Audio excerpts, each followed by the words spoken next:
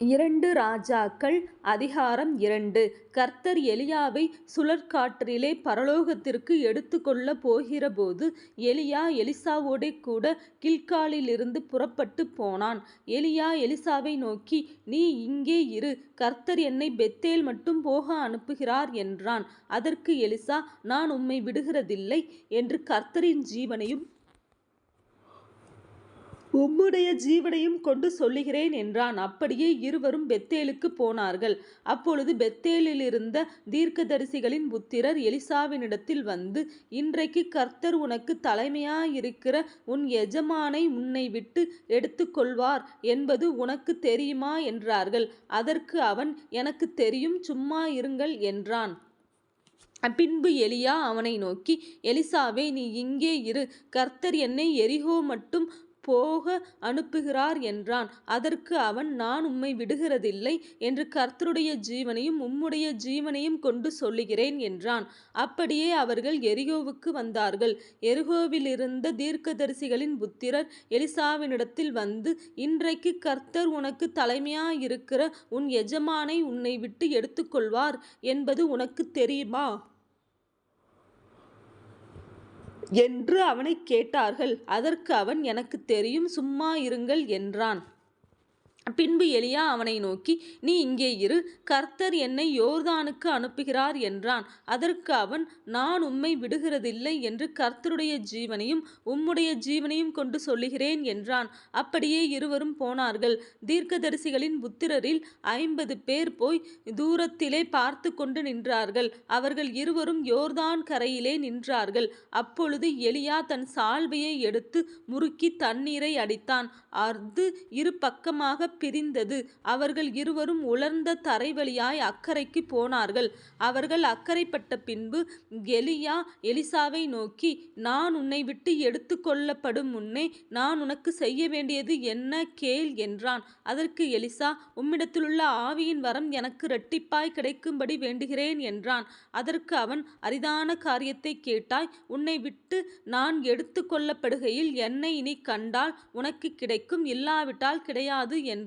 அவர்கள் பேசிக்கொண்டு நடந்து போகையில், இதோ அக்கினி ரதமும் அக்கினி குதிரைகளும் அவர்கள் நடுவாக வந்து இருவரையும் பிரித்தது. எலியா சுழல் காற்றிலே பரலோகத்திற்கு ஏறிப்போனான். அதை எலிசா கண்டு, என் தகப்பனே, என் தகப்பனே, இஸ்ரவேலுக்கு ரதமும் குதிரை வீரருமாய் இருந்தவரே என்று புலம்பினான். அவனை அப்புறம் காணாமல் தன் வஸ்திரத்தை பிடித்து 2 துண்டாக கிழித்தான். பின்பு அவன் எலியாவின் மேலிருந்து கீழே விழுந்த சால்வையை எடுத்து திரும்பி போய் யோர்தானின் கரையிலே நின்று எலியாவின் மேலிருந்து கீழே விழுந்த சால்வையை பிடித்து, எலியாவின் தேவனாகிய கர்த்தர் எங்கே என்று சொல்லி தண்ணீரை அடித்தவுடனே அது இரு பக்கமாக பிரிந்ததினால் எலிசா இக்கரைப்பட்டான். எரிகோவில் பார்த்து கொண்டு நின்ற தீர்க்கதரிசிகளின் புத்திரர் அவனை கண்டவுடனே, எலியாவின் ஆவி எலிசாவின் மேல் இறங்கி இருக்கிறது என்று சொல்லி அவனுக்கு எதிர்கொண்டு போய் தரை மட்டும் குனிந்து அவனை வணங்கி, இதோ உமது அடியாரோடே 50 பலவான்கள் இருக்கிறார்கள், அவர்கள் போய் உம்முடைய எஜமானை தேடும்படி உத்தரவு கொடும். ஒருவேளை கர்த்தருடைய ஆவியானவர் அவரை எடுத்து பர்வதங்களில் ஒன்றின் மேலாகிலும் பள்ளத்தாக்குகளிலும் ஒன்றிலாகிலும் கொண்டு போய் வைத்திருப்பார் என்றார்கள். அதற்கு அவன், அவர்களை அனுப்ப வேண்டாம் என்றான். அவன் சலித்து போகும் மட்டும் அவர்கள் அவனை அலட்டி கொண்டிருந்தபடியால் அனுப்புங்கள் என்றான். அப்படியே 50 பேரை அனுப்பினார்கள்.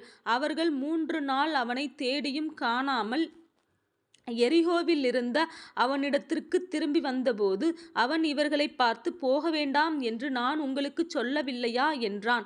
பின்பு அந்த பட்டணத்தின் மனுஷர் எலிசாவை நோக்கி, இதோ எங்கள் ஆண்டவன் காண்கிறபடி இந்த பட்டணம் குடியிருப்புக்கு நல்லது, தண்ணீரோ கெட்டது, நிலமும் பால் நிலம் என்றார்கள். அப்பொழுது அவன், ஒரு புது தோண்டியை எடுத்து அதிலே உப்பு போட்டு கொண்டு வாருங்கள் என்றான். அதை அவனிடத்தில் கொண்டு வந்தபோது அவன் நீருற்றண்டைக்கு போய் போய் உப்பை அதிலே போட்டு இந்த தண்ணீரை ஆரோக்கியமாக்கினேன். இனி இதனால் சாவும் வராது, நிலப்பாலும் இராது என்று கர்த்தர் சொல்கிறார் என்றான். எலிசா சொன்ன வார்த்தையின்படியே அந்த தண்ணீர் இந்நாள் வரைக்கும் இருக்கிறபடி ஆரோக்கியமாயிற்று. அவன் அவ்விடத்தை விட்டு பெத்தேலுக்கு போனான். அவன் வழி நடந்து போகையில் பிள்ளைகள் பட்டணத்திலிருந்து வந்து அவனை பார்த்து, மொட்டை தலையா, ஏறிப்போ என்று சொல்லி நிந்தித்தார்கள். அப்பொழுது அவன் திரும்பி அவர்களை பார்த்து கர்த்தரின் நாமத்திலே அவர்களை சபித்தான். உடனே காட்டிலிருந்து 2 கரடிகள் புறப்பட்டு வந்து அவர்களில் 42 பிள்ளைகளை பீறி போட்டது. அவன் அவ்விடத்தை விட்டு கர்மேல் பர்வதத்திற்கு போய் அங்கே இருந்து சமாரியாவுக்கு திரும்பினான்.